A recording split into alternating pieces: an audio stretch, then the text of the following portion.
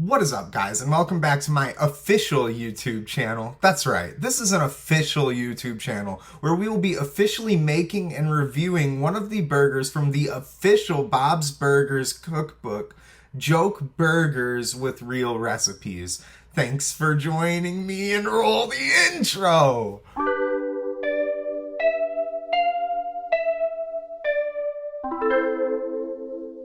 That's right, guys. We are going to be talking about Bob's Burgers. Now, similar to my last food review, we are not going to be talking about the show, how wonderful it is, how Gene Belcher is my favorite character, or anything like that. No, we are going to be taking a look at a recipe from this cookbook, the Bob's Burgers Burger Book, Real Recipes for Joke Burgers. Specifically, one burger in particular that really caught my eye, that struck my fancy. The specific burger that we will be trying from the cookbook today is known as the Shake Your Honeymaker burger. You can see a picture of it right here.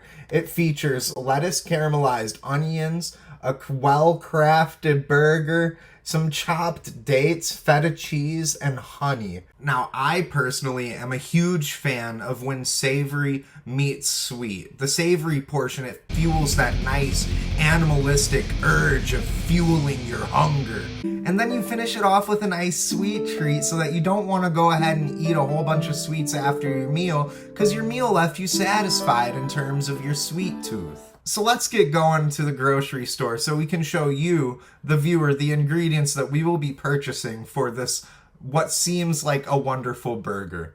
Alright, see you guys at the grocery store.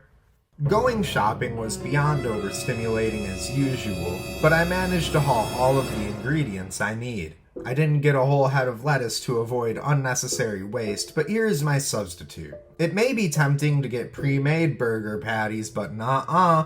We're mixing this beef ourselves. That way we can mix this expensive marjoram and some thyme into the beef. The cookbook didn't specify which buns to use, so I got these onion poppy seed buns because I felt their sweet taste would go well with the rest of the ingredients for this burger. I surprisingly found pitted dates, something I've never looked for in a grocery store. The book specified local honey, so I went with this Great Lakes Select brand. To balance out the sweet taste with a little bit of sharpened tang, the recipe calls for feta. Including ingredients I already had at home, here they are all together. There's some butter, a yellow onion, pitted dates, 1 clove of garlic. I substituted sherry vinegar using red wine vinegar, dried thyme, dried marjoram, 1 pound of ground beef, some feta cheese, local honey, buns, and green leaf lettuce, as well as some cayenne pepper for some additional taste. First things first, prepping your workspace. In case you're wondering why I'm using the back burners, it's because this front one overheats and needs replaced, as it's a serious safety hazard. First step, cutting and peeling the onions to caramelize them. My least favorite step, as you can tell from my tears. However, caramelizing takes some time, so it's best to knock this out first. Here's how my cuts ended up looking. Next, I melted the tablespoon of butter, coating the pan. My eyes sting throughout the entire cooking process from these onions, they better turn out great. Now it's time to mix the dates, garlic, and red wine vinegar. I started by breaking the clove of garlic to easily peel the skin off, which for some reason I struggled heavily with.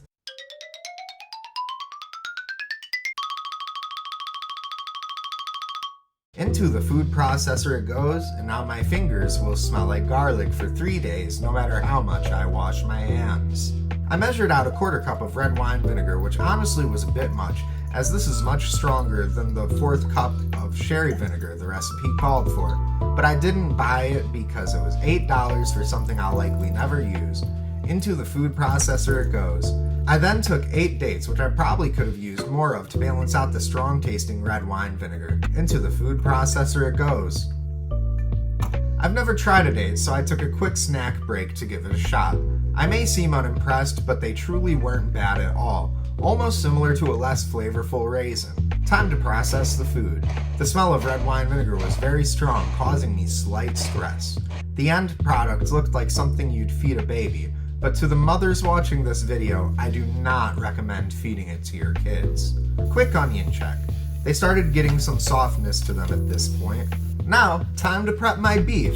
The recipe called for a pound of ground beef, half a teaspoon of marjoram, and half a teaspoon of thyme. As soon as the onions were completed to my liking, it was time to get a bit dirty and start mixing the beef and seasoning together. I tried to evenly distribute the beef amongst 4 quarter-pound patties. I don't have a burger press, so I improvised using the bottom of a plate. I do not recommend doing this, and I highly recommend just getting a burger press. If you're curious what I'm doing with my thumb, it's to stop the burgers from rising in the center in an attempt to keep them flat. After throwing some salt and pepper and a bit of cayenne pepper on top, it was time to fire up my stovetop and cook them bad boys. I'm a bit unhappy with how the shaping turned out. I flip and apply more seasoning off camera, then flipped again off camera for good measure, and after temping at 165 degrees Fahrenheit, these burgers were now FDA approved. Here's a shot of them sitting to absorb their flavors. Time to heat the honey a slight amount to make it runny. Now, let's see it.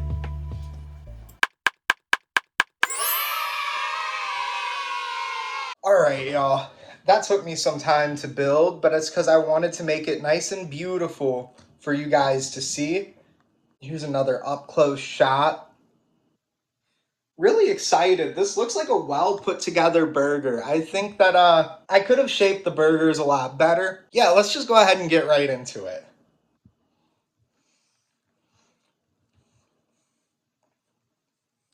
Initial thoughts, I might have put just a little bit too much honey. You know, getting the taste of the date mix that I made and the honey, it's overpowering. It's very sweet.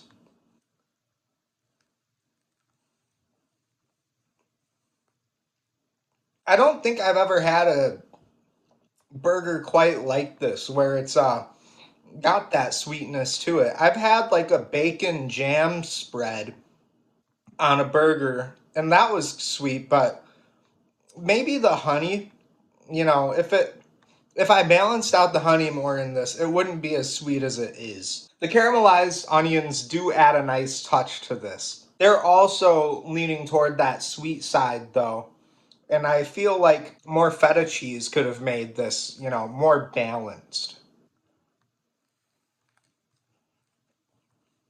In terms of how this burger meat turned out, I feel like I cooked this really well. I did a good job on this. This is probably the least seasoned burger meat that I've made myself. Typically, I add a bunch of seasonings, garlic and onion powder, pepper, salt, sometimes a little bit of paprika. I also wish I used a little bit less of the red wine vinegar with the date mix because I'm getting very strong tastes of that.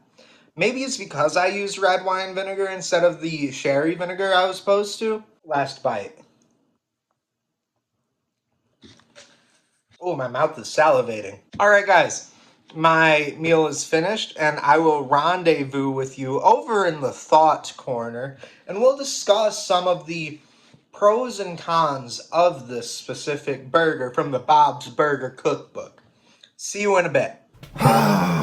Alright guys, let's get right into it. The Shake Your Honeymaker burger did not make me shake my Honeymaker. I thought I'd just be shaking up a storm with my Honeymaker, but I did not. This is a tragedy. The saddest thing about this whole ordeal is this is one of the only items I've made on my food review sandwich. Food review sandwich? This is one of the only items I've made myself on this channel other than the pimento sandwich, and what's truly sad is this is going to be the lowest scored ranking I've given so far. There are things I feel I could have done differently while cooking this that would have made it better.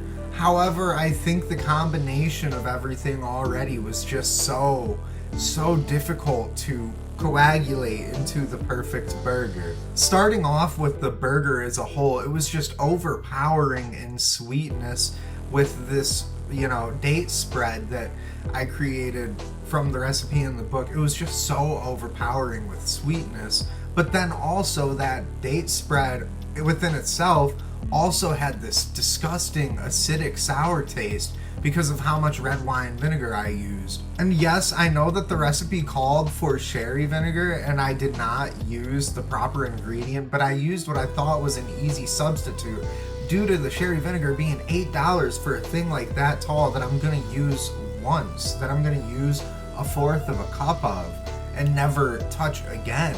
Not only did the red wine vinegar give it a strange taste while eating it, it also stayed in my mouth for the next hour or two, just coagulating. And I have acid reflux, and having that taste just stay in my mouth, the aftertaste being there, just what feels like burning my cheeks for so long, it's not a fun time, let me tell you. In all honesty, the parts that ruined this burger for me were the most interesting parts that made me want to make it in the first place. The date spread, the honey. I guess you could consider feta cheese unique for a burger, which that wasn't the worst part about it. The feta actually was nice, adding a little bit of dissonance from that sweet taste that you got through every bite of the burger. Overall, the feta was a pretty good addition to the other ingredients of the burger that wasn't the honey or the date spread. I could actually see a tortilla wrap with some cooked up ground beef, some feta cheese, some lettuce and caramelized onions, and I could see myself giving it a relatively decent score. Now let's get into some more compliments for this burger, as it wasn't the worst thing I've ever consumed.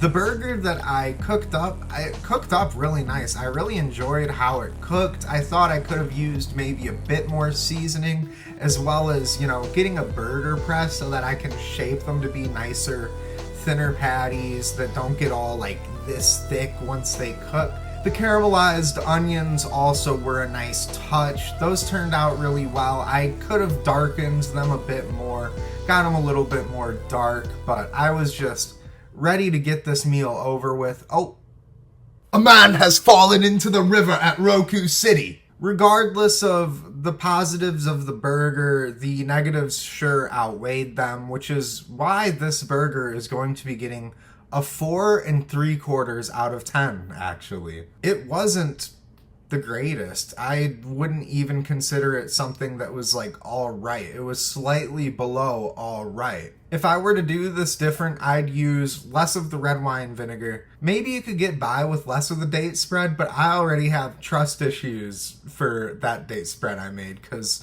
wow, oh my gosh, I never want to experience that feeling of this terrible aftertaste in my mouth for an hour or two following the consumption of a burger. And the honey, oh gosh, the honey was so weird with everything else. It made no sense. I get you need the honey to give it the Shake Your Honeymaker name. Makes sense. But why couldn't I have done something else with it other than put it on top? Maybe even put it on my burger and cooked it onto the burger, something like that. But no. It was Anyways, guys, that's going to do it for this video. Thank you for joining me once again and getting this far if you have. I greatly appreciate it. I still enjoy making these YouTube videos, and I enjoy when you guys watch them and interact with me as well.